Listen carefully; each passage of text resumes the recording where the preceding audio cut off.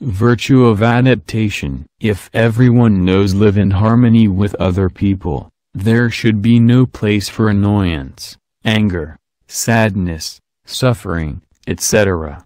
In a family, if man and wife do not live in peace with each other, it will not be in smooth waters. In a society, if people are in peace with people, there is no competition, no class, no the rich and the poor, no conflict and war, so that society will have order and security.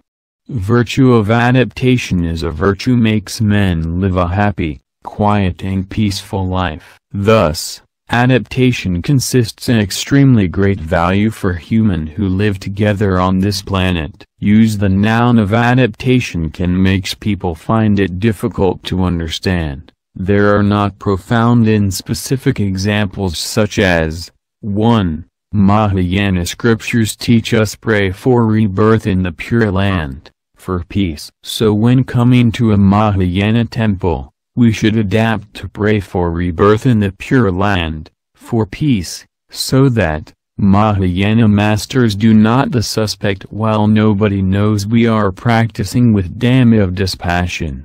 2. Adaptability. We meditate like monks from Thong Zen when visiting Mahayana temples, but practice the teachings of the Buddha to be free from desire, to leave evil.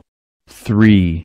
Being adaptable without being dragged into evil things. For example, a friend gives us a dining invitation. We are ready to. The whole meal was served with fish and people are enjoying with gusto. So are we, but we eat only vegetables, not any meat and fish. We are adaptable to our friend while they don't. We are keeping being kind to being. 4. People living with of adaptability know how to live in harmony with others but do not suffer themselves, not suffer other people. 5. Virtue of adaptability is a moral action in thousands of other moral actions. Life we live without making ourselves and other people and beings be suffering.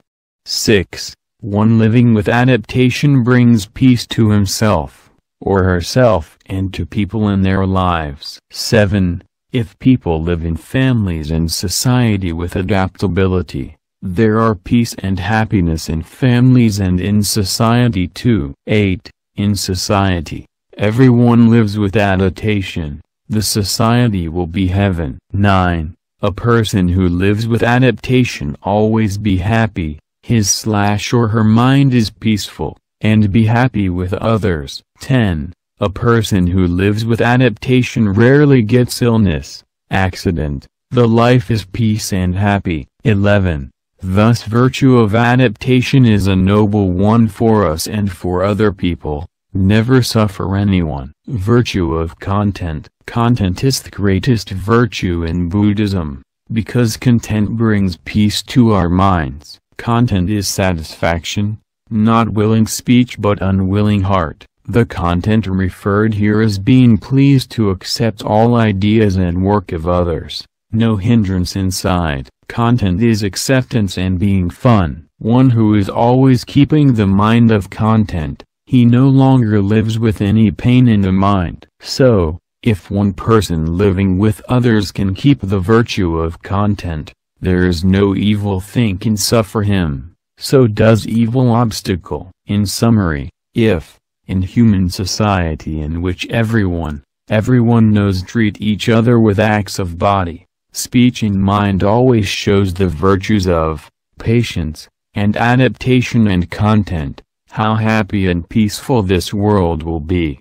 Clearly understanding of the three virtues of patience, of adaptation and of content will bring many benefits to mankind, so we often wish people understand that their lives are extremely valuable. I hope people, because of a common life on this planet, eliminate the worthless selfishness to live for people. To live for people must not be an empty word, but be an action. To live for people is to live the life of their own and of others in order to together build a society of peace, peace by true love to each other, for each other.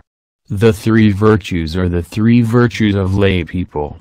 Please try and engrave them in your heart, because these teachings gives lay people a noble way of life. To live is to love yourself and love people. Buddhism is a religion teaching ethics to human how to have peace, happiness, does not teach magic or sorcery to move the earth and heaven, etc. Also no divine worship, chanting, mantras or recitation of the Buddha's power to forgive. So the purpose of the introduction of Buddhism is to teach people how to live worth a man's life, so that people, especially those living at home, how to treat with their grandparents, parents, brothers and sisters, neighbor etc., not to suffer people and beings. This means we have to bring the morals to the life and harmony with people, to know be patient, adaptable and satisfied in every cases. For clergy, see the next part in which we will teach each method of imposing right conduct practice during the period from a person begins to leave home and become a clergy.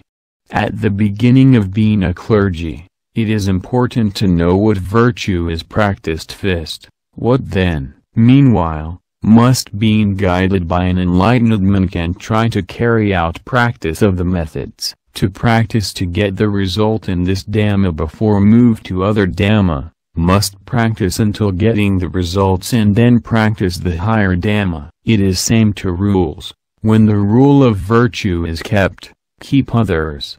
Do not spread all rules will breach all of them. Dhamma for practice. 2. Complete of the Dhamma before move to others. Practice all Dhamma is a very vague practice way. This does not bring any result, but it's time consuming and waste of practice.